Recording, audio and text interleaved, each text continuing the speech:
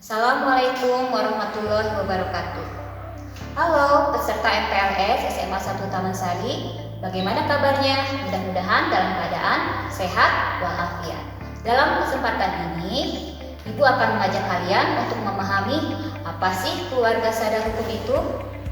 Sebelumnya, agar kita lebih semangat, mari kita tepuk kadarkum. Caranya 1, 2, 3, 1, 2.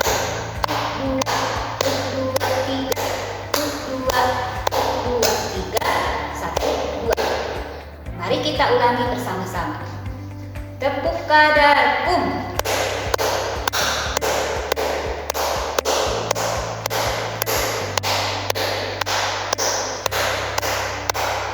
Ya, bagus ya. Sudah terlihat sekarang semangatnya untuk memahami apa itu keluarga sadar hukum. Sebelumnya, Ibu akan mengingatkan kembali mengenai Indonesia adalah negara hukum. Ada yang masih ingat dalam pasal berapa Undang-Undang Dasar 1945 yang mengatur Indonesia adalah negara hukum? Ya, benar. Dalam pasal 1 Undang-Undang Dasar 1945 yang bunyinya negara Indonesia adalah negara hukum. Apa konsekuensi logis dari Indonesia adalah negara hukum? Konsekuensi logisnya yaitu bahwa masyarakat Indonesia harus patuh dan sadar dalam melaksanakan hukum. Sekarang, apa itu hukum? Ada yang masih ingat? Hukum adalah 1. Aturan, 2. Himbauan, 3. Larangan. Sekarang, apa sifat dari hukum? Sifat hukum itu berbeda dengan norma hukum lainnya. Sifat hukum adalah yang pertama, memaksa, yang kedua, mengatur, yang ketiga, sanksi bersifat tegas.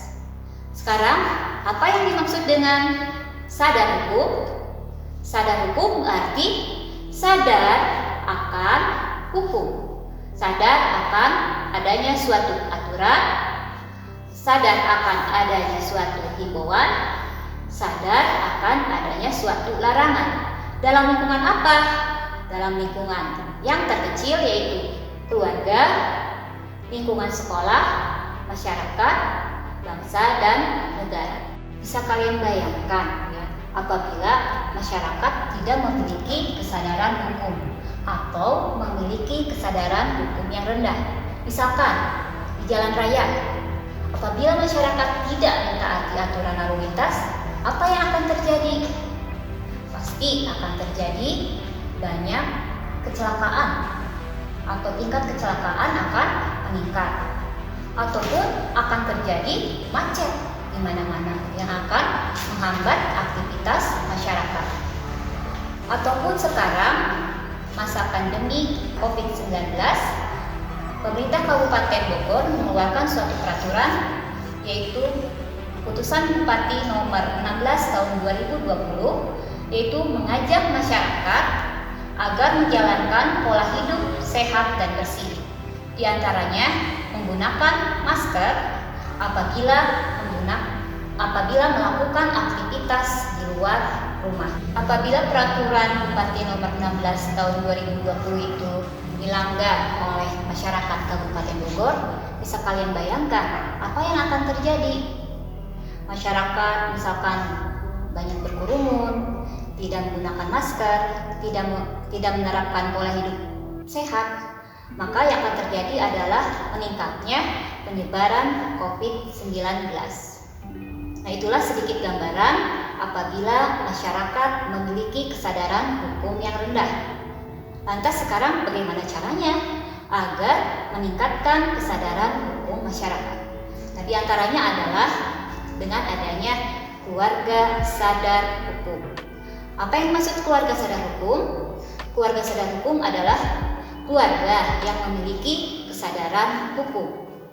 Keluarga sadar hukum atau kadarkum merupakan suatu gerakan yang paling ideal, ya, yang paling penting untuk meningkatkan kesadaran hukum di dalam masyarakat. Karena keluarga merupakan masyarakat atau unit terkecil di dalam masyarakat.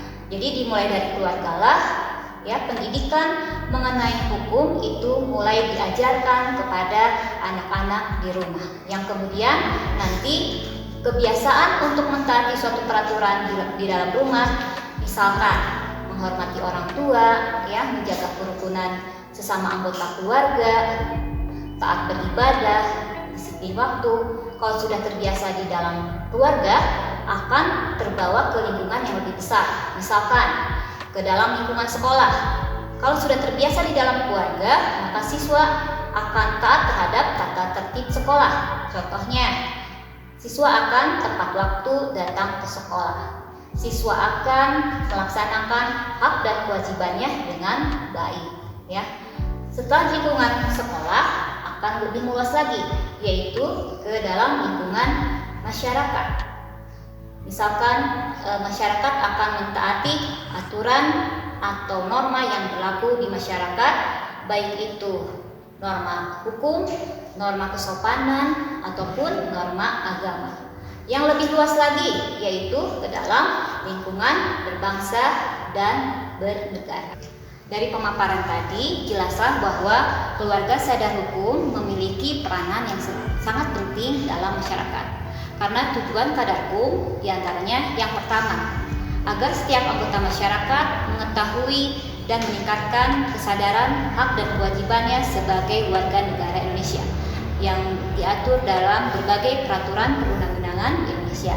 Yang kedua, agar setiap anggota masyarakat memahami dan mentaati terhadap hukum yang berlaku dimanapun dia berada.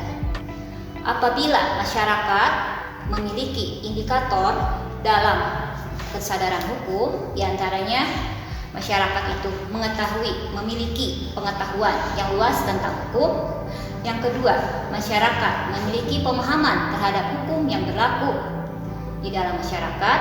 Yang ketiga, masyarakat berperilaku terhadap hukum atau berperilaku taat atau terhadap hukum yang berlaku, maka akan tercipta keadaan yang tertib dan damai di dalam kehidupan masyarakat, berbangsa, dan bernegara. Karena salah satu syarat suatu negara maju diantaranya adalah adanya ketertiban dan kedamaian di dalam masyarakat. Contohnya bisa kalian lihat, ya, misalkan negara Jepang, negara mana lagi? Negara Jerman, ya, negara Singapura. Masyarakatnya itu memiliki kesadaran hukum yang tinggi. Maka dengan memiliki kesadaran hukum yang tinggi, suatu negara itu akan maju. Apakah Indonesia ingin menjadi negara maju seperti negara-negara besar lainnya? Oleh karena itu, dalam kesempatan ini, Ibu mengajak kepada peserta MPLS khususnya agar membiasakan diri untuk mentaati hukum yang berlaku di sekitar kita, ya, mulai dari lingkungan terkecil yaitu keluarga, sekolah, masyarakat, berbangsa, dan bernegara, agar ketertiban dan kedamaian akan tercipta di dalam negara Indonesia. Taati hukum, Indonesia maju. Wassalamualaikum warahmatullahi wabarakatuh.